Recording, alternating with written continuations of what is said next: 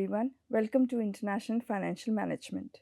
Over the last 19 lectures, we have built a comprehensive understanding of international financial management, beginning with why countries trade and ending with how a country measures its global competitiveness. This recap lecture brings all the ideas together in one connected flow so that we can understand not only each topic individually but also how one concept leads naturally to the next. The subject of international financial management begins with a simple question. When firms and countries deal across borders, what additional challenges arise compared to domestic business?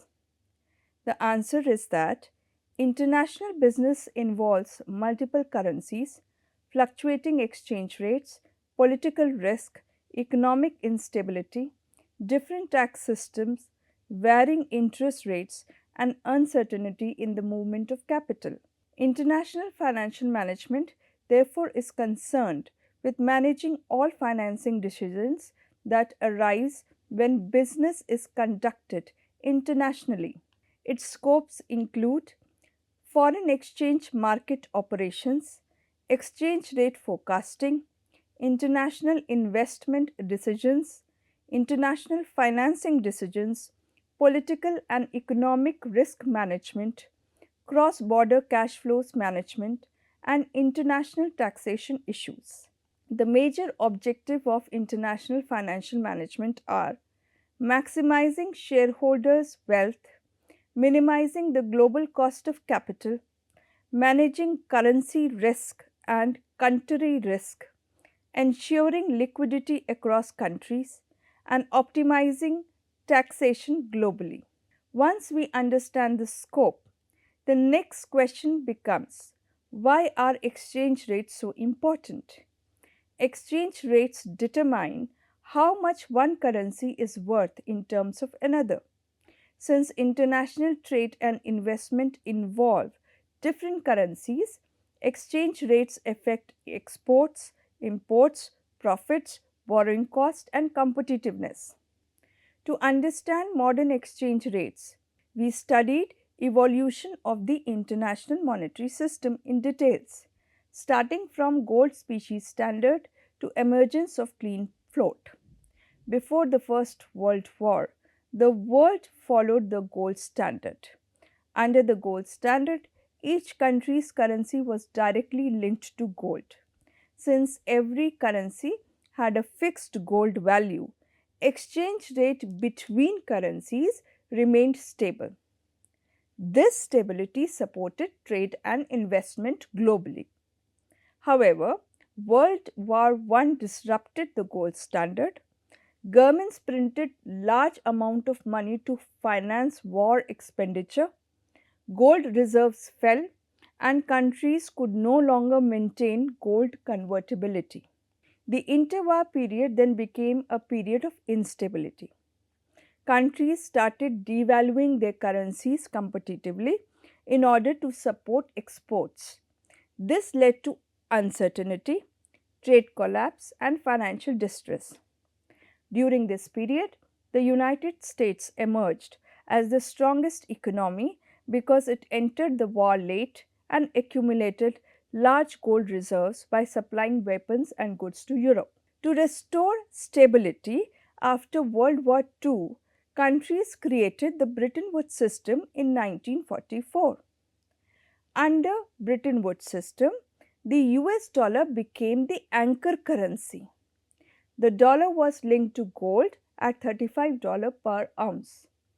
Other currencies were pegged or fixed to US dollar.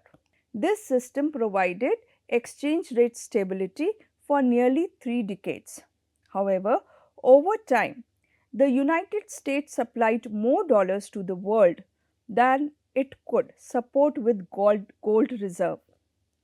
Eventually, in 1971, the US ended dollar convertibility in gold.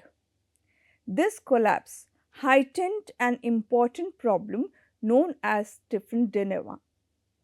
The Triffin dilemma means that when one national currency is used as the main global reserve currency, the issuing country must supply large quantities of that currency to the world.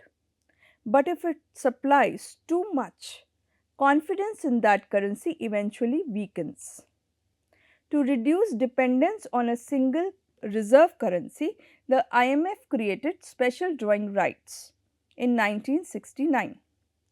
SDRs are not an independent currency. They are claims or rights on a basket of five major currencies: US dollar, euro, Chinese yuan, Japanese yen, and British pound. After the collapse of Bretton Woods, countries formally accepted flexible exchange rate arrangements through the Jamaica Agreement of 1976. The agreement allowed every country to choose its own exchange rate regime. Once countries were free to choose their exchange rate system, a wide range of exchange rate regimes emerged. At one extremes are rigid systems such as dollarization, currency boards, hard pegs and crawling pegs. At the other extremes are flexible systems such as managed float and clean float. A fixed exchange rate system means the government or central bank keeps the currency at a predetermined value with respect to the dollar or any other currency. The main advantages of fixed exchange rates are stability in trade and investment, lower exchange rate uncertainty, anti-inflationary credibility. But fixed systems also have disadvantage. They require large foreign exchange reserve. They reduce monetary policy independence. They are vulnerable to speculative attacks. A floating exchange rate system means the currency value is determined by market demand and supply. The main advantage of floating rates are monetary policy autonomy, automatic adjustment of external imbalances, and no need to defend a fixed parity. But floating rates also create volatility, foreign exchange risk, uncertainty, and difficulty for exporters and importers. Therefore, every exchange rate regime involves a trade-off between stability and independence. Europe provides an important example of exchange rate cooperation. Europe moved gradually from the snake in the tunnel arrangement, which was provided by Smithsonian Agreement, to the European monetary system, then to the European currency unit, and finally to the euro. This shows that exchange rate cooperation can eventually deepen into full monetary union. After understanding exchange rate, we moved to balance of payments. The balance of payment is the complete record of countries' transaction with the rest of the world. It has three major parts: current account, capital account, and financial account. The current account records trade in goods, trade in services, primary income such as interest and dividend, secondary income such as remittances. India typically runs a trade deficit in goods but earns a surplus in services. The financial account records foreign direct investments, portfolio investments, external borrowings, changes in foreign exchange reserves. FDI is considered more stable because it is long-term investment in factories, offices and business. Portfolio investment is more volatile because foreign investors can quickly enter and exit financial markets. An important principle is that the balance of payment always balances. If a country has a current account deficit, it must finance it through inflows in financial accounts. Changes in reserve shows the extent to which the central bank is intervening in the foreign exchange market. After that, we also compared Argentina and India to understand How different policy approaches affect stability. Argentina adopted a rigid dollar peg with full capital account convertibility. This eventually collapsed. India followed a more cautious approach with gradual capital account liberalization and managed float. This helped India remain more stable. After that, we tried to understand various international financial crises. In order to understand the dangers of poor exchange rate management, we studied three major international crises. Mexico crisis, which was 1994 to 95. Mexico maintained an overvalued peso peg, which was fixed to dollars, while running a large current account deficit. The government relied heavily on peso bonds, which were bonds issued in peso but payable in dollars. When confidence weakened and Mexico devalued the peso, panic spread rapidly. The peso lost nearly 50% of its value, and the crisis spread to the neighboring countries in Latin America. The contagion effect became known as tequila effect. Then came Asian crisis 1997 to 98. Current countries such as Thailand, Indonesia and South Korea maintained fixed rate systems and borrowed heavily in US dollars. Corporates borrowed in dollars without hedging their currency risk. Large inflow of short-term capital created real estate and stock market bubbles. When investors lost confidence, capital flowed out suddenly. Indonesia's currency collapsed dramatically from around 2,600 rupiah per dollar to nearly 14,000 rupiah per dollar in only a few months. China escaped the crisis largely because it relied more on FDI and less on short-term speculative flows of borrowing. Eurozone crisis. Later part we discussed about Eurozone crisis, in which countries such as Greece, Spain, Portugal and Italy borrowed heavily after joining the euro. Cheap borrowing encouraged property bubbles and excessive consumption. When the crisis came, these countries could not devalue their currencies because they no longer had separate national currencies. As a result, they could not improve their country's fundamentals, and hence they had to rely on painful austerity measures. From all these crises, we identified three common patterns. One is fixed exchange rate vulnerability, excessive short-term foreign borrowing, capital flowing into unproductive sectors. These crises also helped us understand the impossible trinity.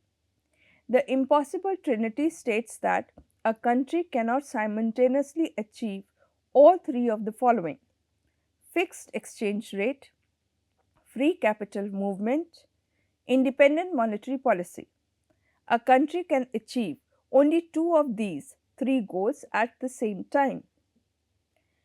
Later on, we studied about exchange rate theories and parity conditions. After studying crisis, we moved to theories that explained how exchange rates are determined. The first theory was purchasing power parity theory. Purchasing power parity says that exchange rates should reflect differences in price levels between countries. There are two versions. Absolute PPP compares actual price levels. Relative PPP says that the higher inflation country's currency should depreciate by the inflation differential. However, PPP does not always hold in reality because of transport cost, tariffs, non-traded goods and capital flows. Next, we studied a very important theory, which was the Fisher effect. The Fisher effect says that nominal interest rates include both the real interest rate and the expected inflation. After Fisher effect, we studied international Fisher effect. The international Fisher effect says that the currency with higher interest rate are expected to depreciate because those higher interest rate usually reflect higher inflation. After that, we studied interest rate parity. Interest rate parity states that the difference between the spot and the forward exchange rates should equal the interest rate differential between two countries. If this condition does not hold, investor can earn risk-free profits through covered interest arbitrage. In practice, IRP may deviate because of transaction cost, political risk, capital controls, as well as taxes.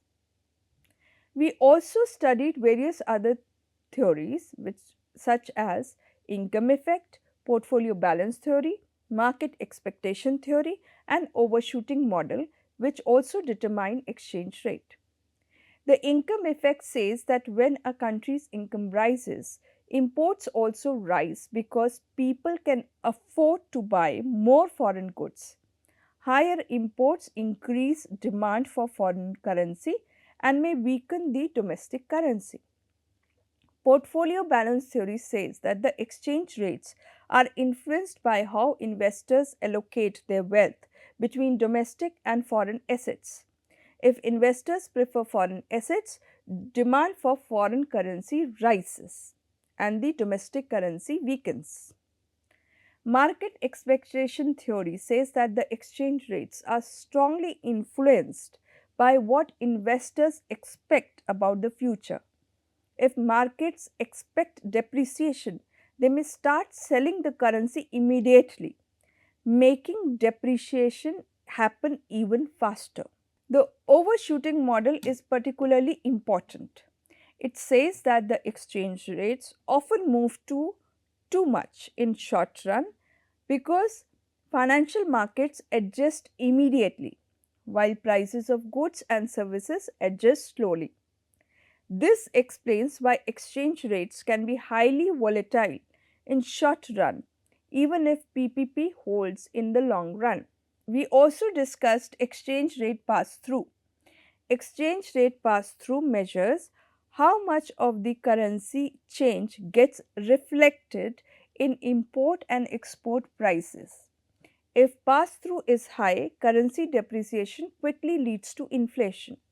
If pass-through is partial, exporters absorb some of the currency movements in order to protect their market share. This leads naturally to exchange rate forecasting because firms, banks, and governments all need to anticipate future currency movements.